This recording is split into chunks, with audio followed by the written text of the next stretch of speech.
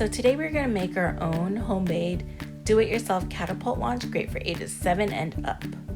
So what we're going to need to make this will be 3 rubber bands, 12 popsicle sticks that you can find at your local dollar store or craft store, a small item that you can launch, a water bottle cap, and some tape.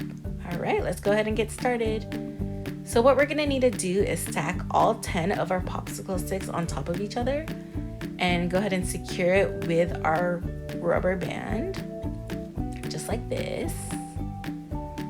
And then we're gonna go ahead and take another popsicle stick and stick it in between our second to last popsicle stick and our last popsicle stick that are stacked, just like that. And make sure you kind of get it in the middle. And then we're gonna go ahead and do the same for our second popsicle stick. And we're gonna wanna make sure it's in between our second to last and last popsicle stick that are stacked, just like this. And then we're gonna make sure that it forms a V, as you can see.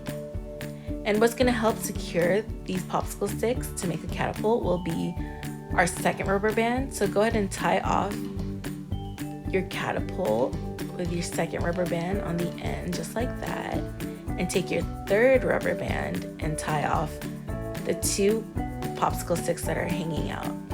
So you're gonna feel a little bit of resistance here, but that's okay because that'll definitely help with our catapult launch, just like that.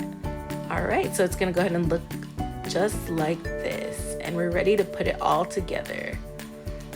So our final piece is to use some tape, and go ahead and wrap your tape into a little burrito and stick it onto your water bottle cap, just like that. And then you're gonna go ahead and stick that onto your popsicle stick. And then we're gonna take another piece of tape and make sure we have that secured, just like this, and we're ready to launch. So I have my little dinosaur here ready to launch. Ready, 3, 2, 1. Woohoo! Thanks for watching. See you next time.